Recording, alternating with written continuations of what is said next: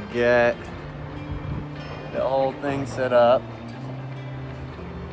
It's good. Goes up pretty quick. It's pretty easy. One guy can do it by himself in probably 20 minutes or less. It's a sweet little unit. We'll show you inside. The inside is trash. It is always trash because every time we use it, we're pretty much too hungover to clean it the next morning. So we always put it away dirty and then clean it as soon as we pop it up. So it's not bad. You can sleep probably, let's see, 2, 4, 6, probably sleep 7 people comfortably, 8 people, 9 people easily. So it's not too bad.